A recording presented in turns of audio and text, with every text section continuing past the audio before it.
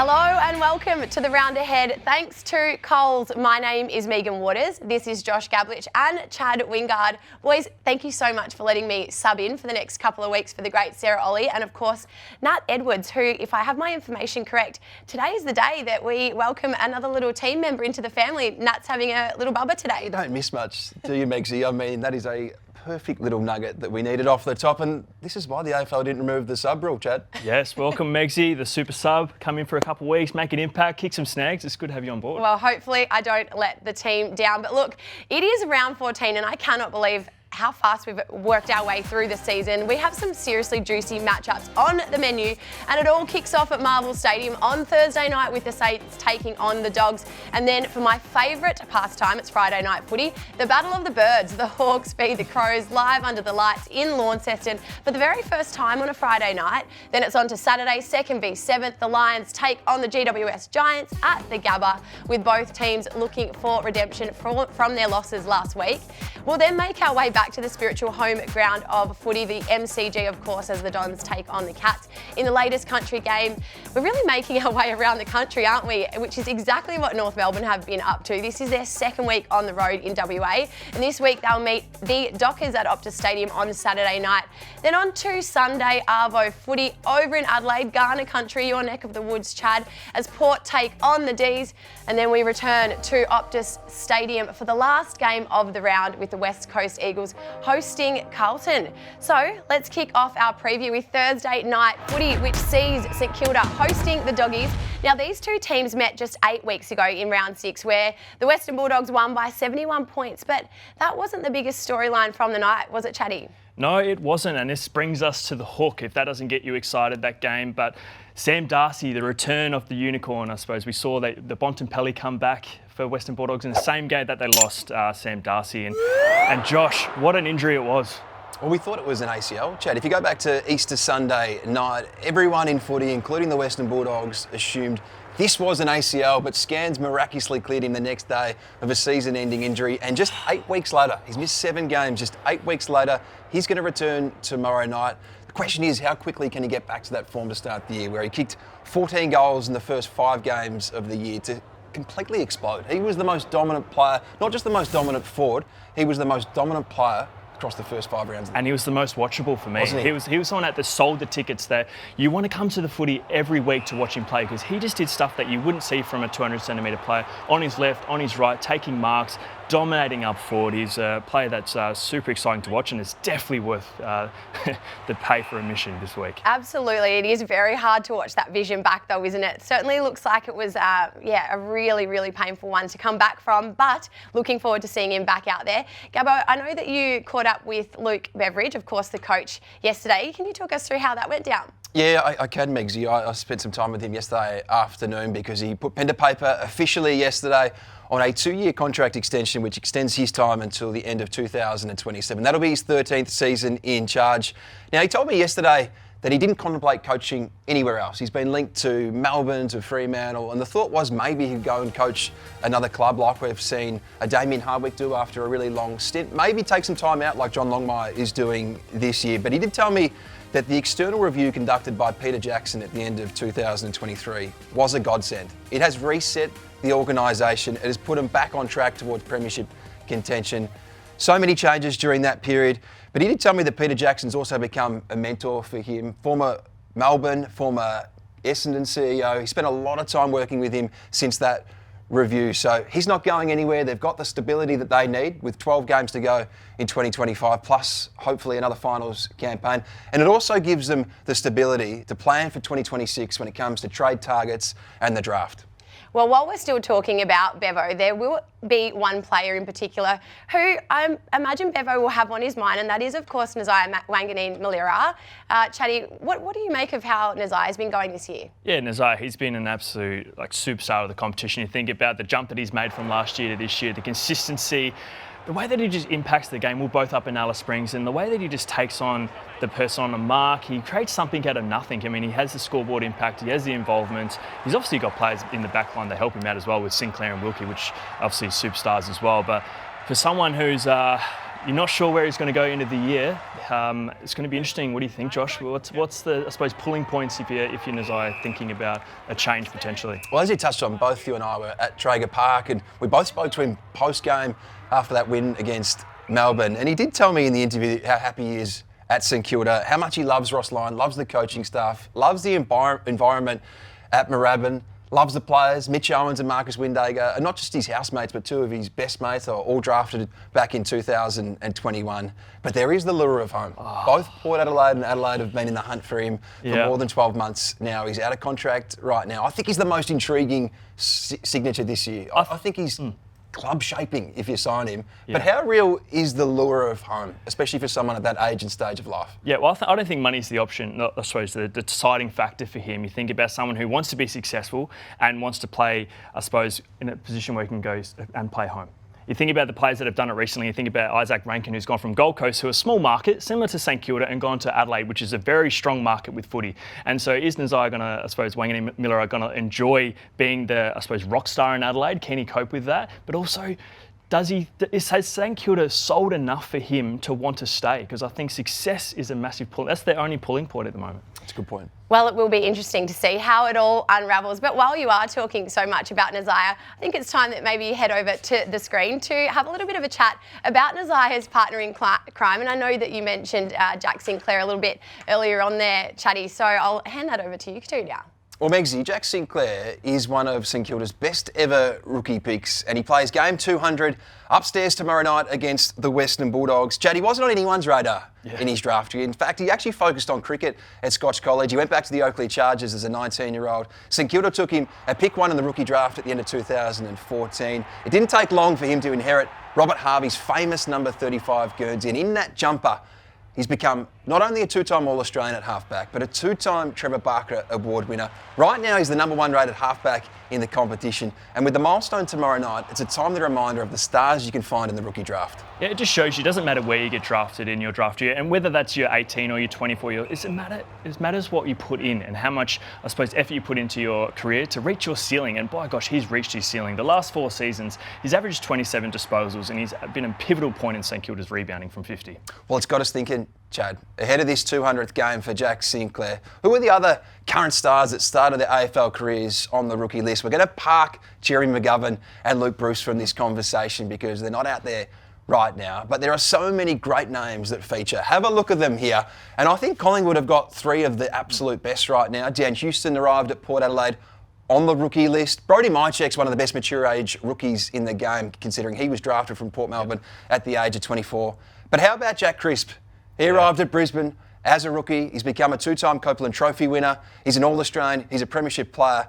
And he's got a new record, Chad. Yes, most consecutive games played. And you think about rookies, a lot of them don't even get to play, get to step on the field of the MCG. And he's got the record for the most consecutive games played in the AFL. Think about someone whose best ability is reliability and durability. So what a star he's been. Pick 40 in the rookie draft. Quite remarkable to think about. Like Collingwood, Geelong has a stack of former rookies that have become absolute stars. 6 of them were in the 2022 premiership team, including Jack Henry, Zach Guthrie, Brad Close, Tom Atkins. But I want to talk about a guy that started as a steeplechaser. He's a Category B rookie, of course.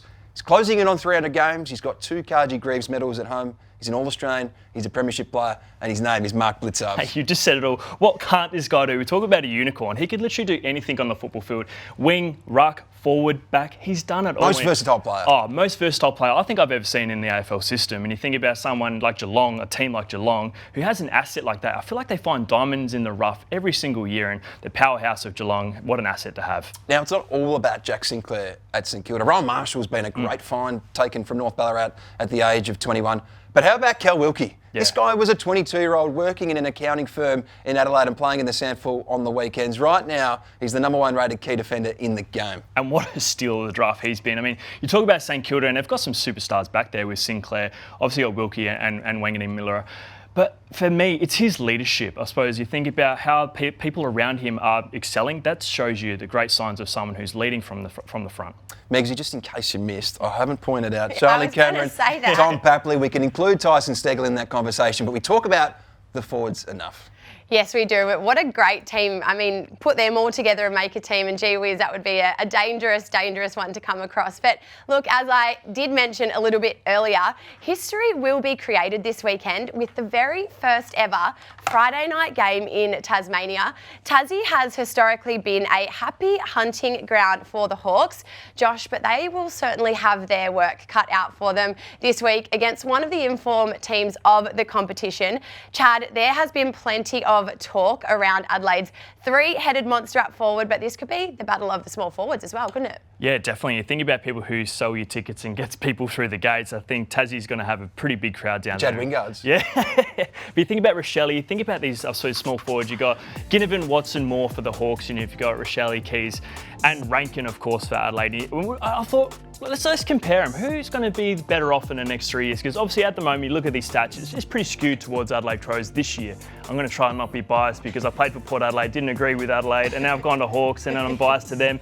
But I will agree that the small forwards for Adelaide Crows are dominating this year, and I think the reason why is they're in, I suppose, their peak of their performance. Their average age is 25 years old. Hawks are a little bit younger. Their average is of 22 years old. And you can see that. I mean, Ginnivan started this year and actually got dropped. But since he's come back, which you've touched on recently, Josh, it's a fact he's almost in all-Australian form, averaging 20 disposals of 1.9 goals per game since he's been dropped. So I think the upside for Hawks in the next 3 years is more superior and bigger than the Adelaide Crows. But that's just me. Maybe I'm being biased. You probably will say that because I touch on Hawks and pretty favour them pretty heavily. But exciting to watch.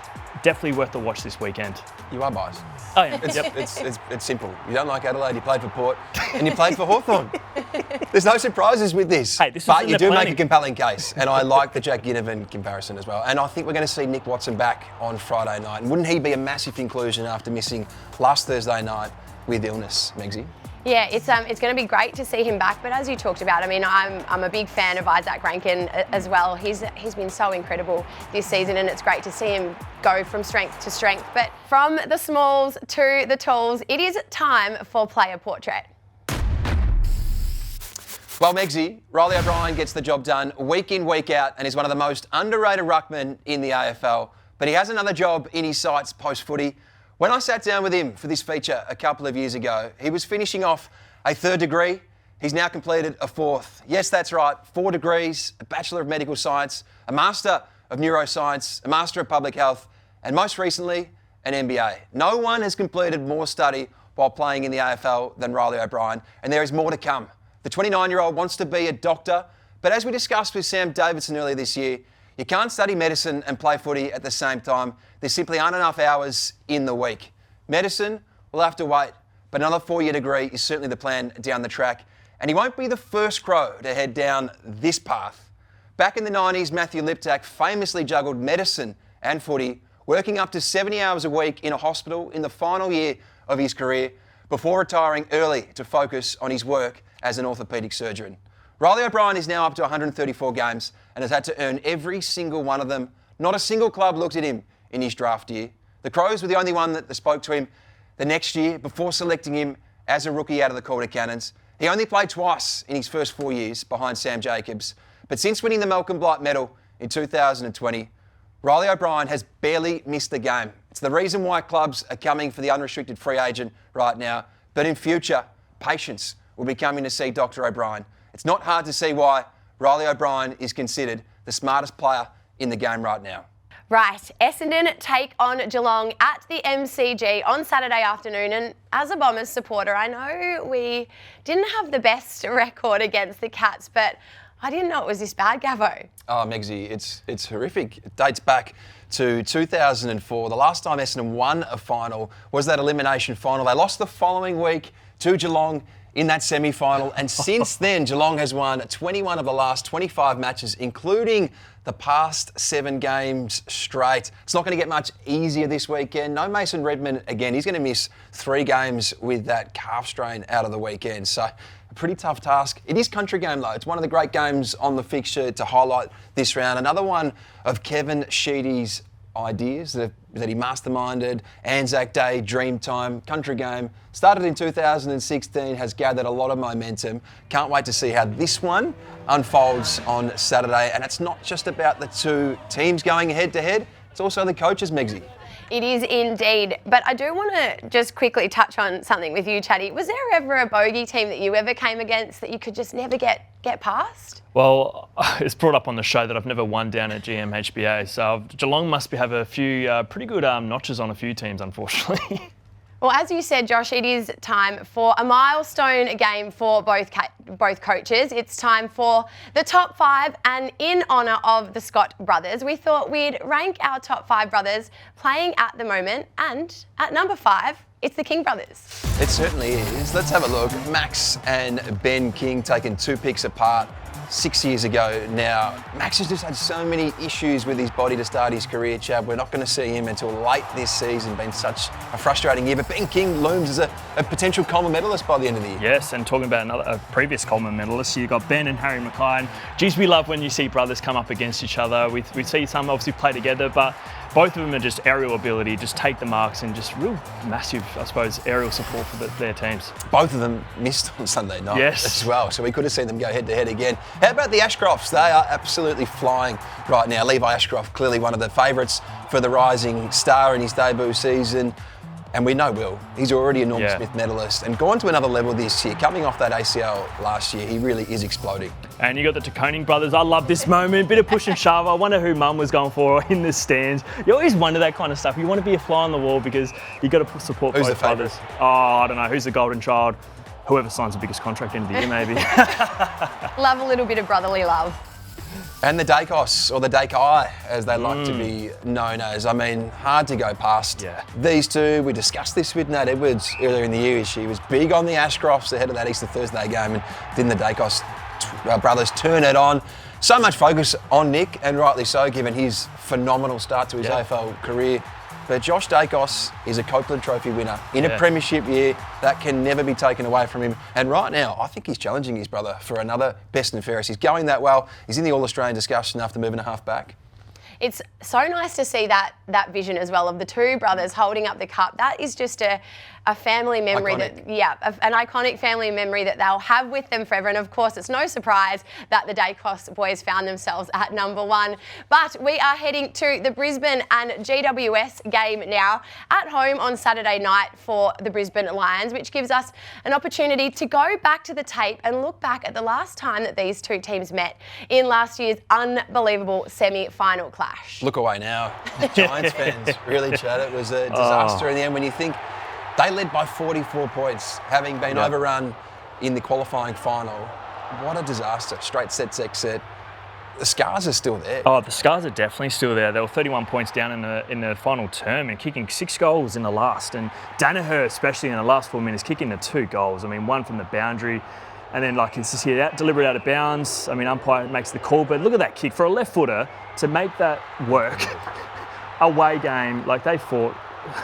That's what made that premiership so special. 100%. Because they shouldn't have won this game. You shouldn't come back from 44 points down in a semi-final away from home. And GWS, they led for 130 minutes of the game to Brisbane's 10 minutes, but the most important after the siren is when they led the most. Well, both teams are coming off a loss, but the Lions coach Chris Fagan said post-match that his team should have won, and Josh, if they kicked straight in the last quarter, they certainly would have. Absolutely, Megs. They had 10 shots, they kicked 8 behinds. Quite incredible to think. Now, the Brisbane Lions are a territory-dominant side, but they are incredibly inefficient inside 50. We saw that last weekend. On the flip side, the Giants are poor at territory, but they are incredibly efficient inside 50 and D50. That's because of the likes of Sam Taylor, who's having another All-Australian calibre year, Jack Buckley, Connor Iden. GWS, they're 15th for inside 50 differential, but 3rd for scores against. So it's going to be a fascinating matchup because you'd imagine that the Brisbane Lions are going to get a lot of supply, going to dominate territory, but it's going to be hard to score against the Giants. Well, I do love Saturday footy, and that's going to be a game that I'm certainly going to be glued to. But the first game on Sunday sees Port Adelaide hosting Melbourne, who are coming off a heartbreaking 1-point loss to Collingwood on the King's birthday weekend, where 2 of their stars were involved in a little bit of a heated altercation at the final siren, weren't they, Josh? They were. You're talking about Stephen May, Max Gorn. We can see the incident here, the altercation, being so much focus on this in the aftermath. Chad, I wonder, have you been involved in something similar? You played footy for a long period of time. Did you ever get involved in an on-ground dispute with a teammate? Oh, mate, you know I have. I'm the grumpiest player to ever play AFL. I mean, we could probably roll a vision of me getting upset and being so competitive. I didn't. Here it is. Here you think, hey, it's not my fault. Not my fault. No, who's blaming who? At this moment, we're actually figuring out who was supposed to be in the position, a structural point of view. But again, you're a bit demonstrative. I am. Look at me. I'm a grumpy guy, aren't I? But did you sort it out in the end? We did sort it out, but this happens. I suppose the cameras are everywhere, and this is in after a goal, so it's not like it's happening in play, but it happens. But you got to remember when you're an AFL player that the cameras are everywhere, and you can't really. It's hard to have these conversations and be emotional when you're so competitive. So I feel for Stephen May, but he knows that he did the wrong thing. Yeah, let's just hope that the boys have kissed and made up, and they're ready to attack it this weekend. But look, North Melbourne had a lucky escape beating West Coast in Bunbury last weekend, and the second stop of their Western Australian road trip now sees the Roos hosting Freo at Optus Stadium. And it's been a busy week for the team, hasn't it? It certainly has, Megs. It felt like 4 points were more important for North Melbourne than any other team in round 13, given they made the decision to sell 2 games back-to-back to WA. Bunbury was the first stop against the West Coast Eagles. They came from 18 points down in the end. And Cam Zurhaar was a clear reason why. 2 final quarter goals. It was the reason why the Mayor of Bunbury presented Cam Zurhaar with the keys to the city. These keys have been around since the 1970s. They don't work, but it was pretty special to see Cam Zurhaar rewarded after a performance that really gave some life into this season, because they've had a really good patch across the last 6 weeks, a 3rd victory which they definitely needed, and some keys to come home with. Absolutely, and he'll be absolutely loving that. Anytime he can get back there now, as soon as he likes. But one of the most interesting matchups in this game will be the ruck battle, won't it, Chatty? Yeah, Xiri, you think about for North Melbourne, he's the number 1 rated player in the competition over the last 4 weeks. He's obviously number 1, but another person we want to talk about is Luke Jackson. He's number 3 for rated players in the last 4 weeks, and you think about he's not even the number 1 option in terms of the ruck. Sometimes with Sean Darcy taking, I suppose, splitting that 50-50, but both ruckmen will be interesting this week. Do you have any news, Josh, on what's the best mix, do you reckon, for Fremantle with their ruck choices? I think we'll see both of them play again this weekend. They're coming off the bye, 3 wins before the bye. So they really have got going since that really disappointing loss to Collingwood on that Thursday night when Collingwood managed all those players. All of a sudden, they now loom as a premiership threat again. So I can't wait to see what Fremantle we see coming out of the bye. But the ruck battle, it's a great point. It's going to be pivotal. How do you see it playing out? Who do you reckon gets the win? I'm actually going with Fremantle. I think they just look like they're in form, like you just said, Josh. And I had them in my top 4 start of the season, so I'm still waiting for them to kind of kick in gear, but I feel like their timing is perfect right now. I love Tristan Cherry. I do think he's been their best player by far this year. Like he essentially was last year. Stiff to miss out on All-Australian. I think he'd be in the All-Australian team at halfway. He's been that good. Well, it is the last game of the round, and that is, of course, West Coast versus Carlton, the second game of the round at Optus Stadium. Josh, I'm not sure if there's ever been 2 games at Optus Stadium in the same round before, has there? I think during COVID we saw, but maybe not during a regulation season. But I think, Megsy, we might see a debutant for the West Coast Eagles on Sunday night against Carlton. He was taken in the mid-season draft at pick 1 only 3 weeks ago. Tom McCarthy is his name, of course. Last August, he was still playing for Height in Division 2 of the Southern Footy League. Now, he spent most of last year with Richmond's VFL team, but his start to this year made him the standout player in the pool. That's why he was taken at pick 1. He's had 2 games now in the Waffle. He had 26 disposals on the weekend. He looks primed to come in and make his AFL debut. We've seen so many players at West Coast across the last few years. Ryan Marrick become a permanent fixture this year. Jack Hutchinson is another one who's become part of that midfield rotation under Andrew McQualter. And it looks like Tom McCarthy might slide in on a halfback flank. Very, very exciting. Well, that's all we've got time for this week. Thank you so much for watching the round ahead. Thanks to Coles. Enjoy this round of football, and we will see you again next week.